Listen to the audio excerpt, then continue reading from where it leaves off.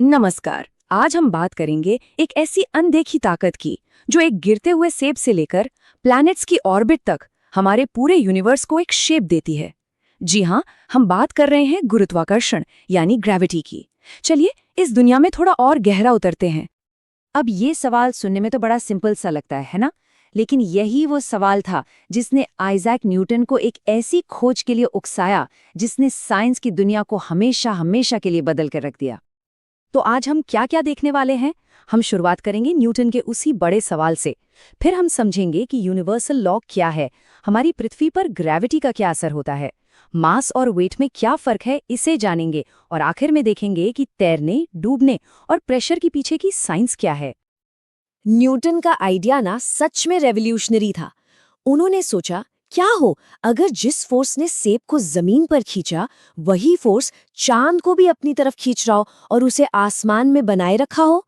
मतलब एक ही अदृश्य धागा जो जमीन और आसमान दोनों को कंट्रोल कर रहा था। तो सवाल ये है कि चांद सीधी लाइन में उड़कर कहीं दूर क्यों नहीं चला जाता? इसका जवाब है सेंट्रीपिटल फोर्स। ये एक ऐसा फोर्स है जो हमेशा सेंटर की तरफ खींचता है, और इसी खिंचाव की वजह से चांद पृथ्वी के चारों ओर एक सर्कुलर पाथ पर घूमता रहता है। और ये फोर्स आता कहाँ से है? पृथ्वी की अपनी ग्रेविटी से। पर न्यूटन का ये आइडिया सिर्फ सेब और चांद तक ही नहीं रुका। ये एक यूनिवर्सल लॉ की तरफ बढ़ रहा था। एक ऐसा नियम, एक ऐसा कानून जो इस ब्रह्मांड की हर चीज पर, हर एक ऑब्जेक्ट पर लागू होता है। और यहीं से न्यूटन के यूनिवर्सल लॉ ऑफ ग्रेविटेशन की शुरुआत होती है। क्या है ये लॉ? कि इस ब्रह्मांड में मौजूद हर एक चीज हर दूसरी चीज को अपनी तरफ खींच रही है। कितना पावरफुल और ऑल एनकम्पासिंग आइडिया है ये। और इस कमाल के आइडिया को उन्होंने एक सिंपल से लेकिन बहुत ही पावरफुल फॉर्मूला में बदल दिया। ये फॉर्मूला कहता है कि दो चीजों के बीच का फोर्स उनके मास के गुणनफल के डायरेक्टली प्रोपोर्शनल होता है और उनके बीच की दूरी के स्क्वायर के इनवर्सली प्रोपोर्शनल होता है। चलिए अब इस फेमस इक्वेशन को थोड़ा और तोड़कर समझते हैं। यहाँ F है वो ग्रेविटेशनल फोर्स, M और M है उन दो ऑब्जेक्ट्स का मास, D है उनके सेंटर्स के बीच की दूरी, और G एक कांस्टेंट है जिसे हम यूनिवर्सल ग्रेविटेशनल कांस्टेंट कहते हैं। तो इस एक अकेले लॉ की इंपॉर्टेंस क्या है, सोचिए जरा।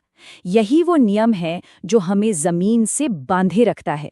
यही वो नियम है जो चांद और ग्रहों की गति को समझाता है। और यही वो नियम है जिससे समुद्र में ज्वार भाटा यानी टाइड्स आते हैं। मतलब एक नियम और इतने सारे जवाब।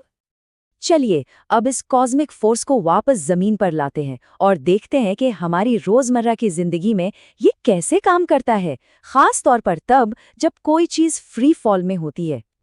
फ्री फॉल, इसका मतलब है जब कोई चीज सिर्फ और सिर्फ ग्रेविटी के असर में नीचे गिर रही हो और कोई दूसरा फोर्स उस पर काम ना कर रहा हो। इस दौरान वो लगातार तेज होती जाती है, जिसे हम एक्सेलरेशन कहते हैं। बड़ी मजेदार बात यह है कि ये एक्सेलरेशन वस्तु के मास पर डिपेंड नहीं करता। एक कहानी है कि गैलीलियो ने पीसा की झुकी हुई मीनार से एक भारी और एक हल्की चीज एक साथ गिराकर ये साबित किया था कि दोनों एक ही स्पीड से नीचे गिरती हैं। बस शर्त यह है कि हवा का रेजिस्टेंस ना हो। और वो नंबर है 9.8 मीटर्स प्रति सेकंड स्क्वायर। इसे जी कहते हैं। ये वो कांस्टेंट एक्सेलरेशन है जिससे पृथ्वी की सतह के पास कोई भी चीज नीचे गिरती है, चाहे उसका मास कुछ भी हो। अब आते हैं एक बहुत ही कॉमन कंफ्यूजन पर, मास और वेट। ज्यादातर लोगों को लगता है कि ये एक ही चीज है, पर ऐसा बिल्कुल नहीं है। और ग्रेविटी ही इनके बीच के फर्क को समझने में हमारी मदद करती है। तो सबसे बड़ा फर्क क्या है? मास। वो है कि आपके अंदर स्टफ कितना है, मटेरियल कितना है। ये कभी नहीं बदलता, आप कहीं भी चले जाएं। लेकिन वेट, वो ग्रेविटी का खिंचाव है, एक फोर्स है, और ये जगह के हिसाब से बदल सकता है। इसका सबसे अच्छा एग्जाम्पल है चांद। चांद पर आपका मास तो उतना ही रहेगा जितना पृथ्वी पर है, लेकिन आपका वजन वो सिर्फ 1/6 हो जाएगा। क्यों? क्योंकि चांद की ग्रेविटी पृथ्वी से बहुत कमजोर है।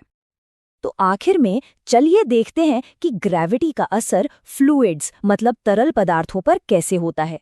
इसी से हमें तैरने, डूबने और प्रेशर जैसी दिलचस्प चीजें समझ में आती हैं।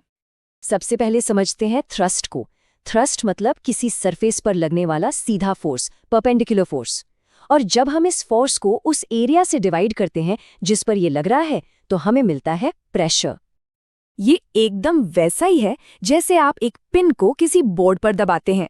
सोचिए, पिन के चौड़े सिरे पर एरिया ज्यादा है तो प्रेशर कम लगता है, लेकिन नुकीले सिरे पर एरिया बहुत ही कम होता है, इसलिए उतना ही फोर्स बहुत ज्यादा प्रेशर पैदा करता है और पिन आसानी से अंदर चली जाती है।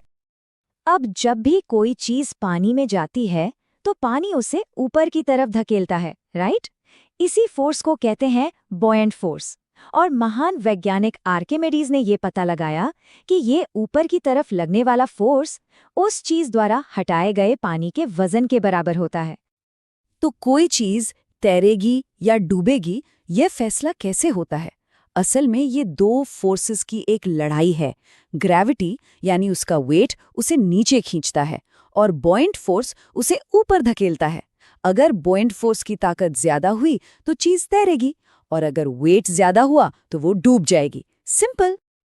आर्किमिडीज अपने टब में यूरेका चिल्लाए थे। न्यूटन ने एक सेब को गिरते हुए देखा और यूनिवर्सल लॉ दे दिया। तो सवाल ये है कि आज हमारी रोजमर्रा की जिंदगी में ऐसी कौन सी साधारण सी दिखने वाली चीज है जिसके पीछे शायद ब्रह्मांड का कोई नया नियम छिपा हो, जो बस खोजे जाने का इंतजार कर रहा है।